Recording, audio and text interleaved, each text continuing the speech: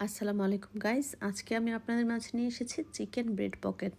এটা খুবই সহজ এবং অত্যন্ত ইয়ামি এবং ক্রিসপি একটা রেসিপি। তাহলে চলুন রেসিপিটা শুরু করা যাক।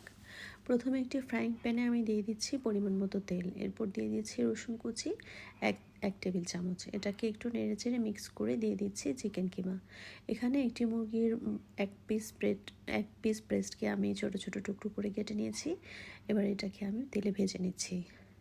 চিকেনটা সাদাটে হয়ে যাওয়ার পর এতে দিয়ে দিচ্ছি আমি আদা রসুন পেস্ট 1 টেবিল চামচ, দিয়ে দিচ্ছি মরিচ গুঁড়ো হাফ চা চামচ, হলুদ গুঁড়ো হাফ চা চামচ, ব্ল্যাক পেপার হাফ চা চামচ দিয়ে মশলাগুলোকে একসাথে নেড়ে চেড়ে আমি মিক্স করে নেব।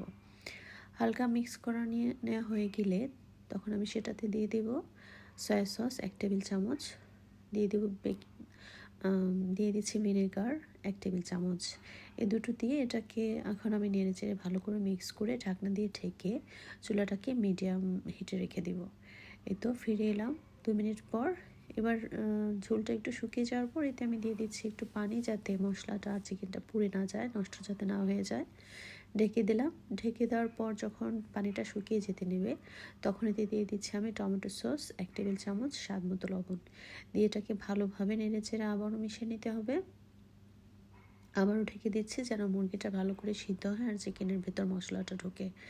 এবার এ পর্যায়ে আমি এতে দিয়ে দিচ্ছি পেঁয়াজ কুচি হাফ কাপ মতো। এখানে দিয়েছি ক্যাপসিকাম 1 কাপ করে 2 কাপ। এখানে সবুজ ক্যাপসিকামটা আপনারা ইউজ করতে পারেন। দিয়ে দিচ্ছি মরিচ কুচি 1 টেবিল চামচ। এখানে মরিচ কুচিটা আপনারা স্কিপ করতে পারেন। আমার চিকেনের পুরটা খুবই ঝাল হয়ে গিয়েছিল, আমি বুঝতে পারিনি। আচ্ছা, মরিচটা দিলে আমার কাছে স্বাদটা কিন্তু খুবই ভালো আসে। ঠিক আছে, এবার এভাবে সবগুলোকে আমি ঢেকে রান্না হয়ে গিয়েছে একটা সাইডে আমি ডিশে উঠিয়ে রেখে দিচ্ছি। এবার নিয়ে নিচ্ছি কতগুলো ব্রেডগুলো সবগুলো সাইডকে আমি সমানভাবে কেটে নেব। এখানে আপনারা কিন্তু মিল্ক ব্রেড ইউজ করতে যাবেন না, এখানে নর্মাল যে ব্রেডগুলো দোকানে পাওয়া যায় সেগুলো ইউজ করবেন। ব্রেডের সাইডগুলো সুন্দরভাবে কেটে নেওয়ার পর যে বাড়তি অংশগুলো থাকবে সেগুলো কিন্তু ফেলে দেবেন না, কারণ সেগুলো ব্লেন্ড করে নিলে আপনারা পেয়ে যাবেন ব্রেড ক্রাম্বস, এবং সেই ব্রেড ক্রাম্বস দিয়ে এই চিকেন পকেটগুলো আপনারা ভেজে নিতে পারবেন। এখন যে ব্রেডগুলোকে আমি কেটে নিয়েছিলাম সেখান থেকে 2 পিস ব্রেড নিয়ে এগুলোকে একটি বেলুনের সাহায্যে আমি বেলে নিচ্ছি। এমনভাবে বেলতে হবে যেন দুটো ব্রেড একসাথে জোড়া লেগে যায়। বেশি জোরে প্রেস করতে যাবে না, তাহলে ব্রেডটা ছিঁড়ে যাওয়ার সম্ভাবনা আছে।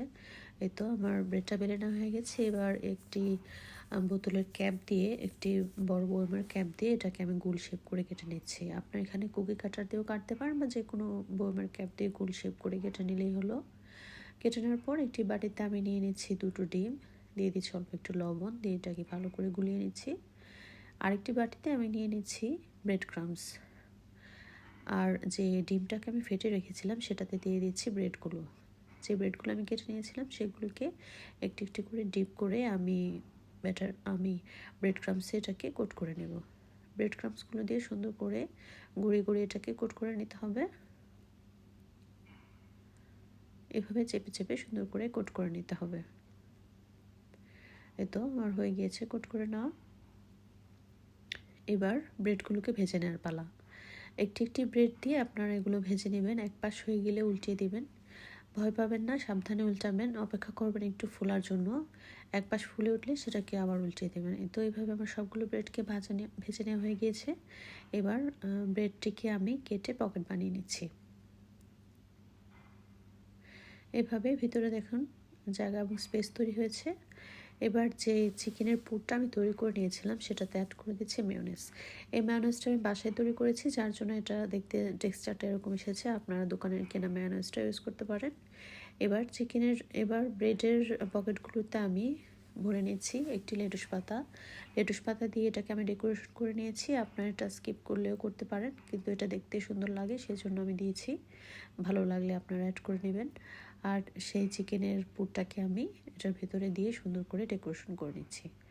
এই তো তৈরি হয়ে গিয়েছে আমার চিকেন ব্রেড পকেট। এভাবে সবগুলো ব্রেডকে আমি তৈরি করে নেব। এই যে দেখুন, স্বাদে গন্ধে দেখতে দুর্দান্ত এবং লোভনীয় হয়েছে আমার চিকেন ব্রেড পকেট। এটি দেখতে যেমন সুন্দর, খেতেও তেমনি আমি।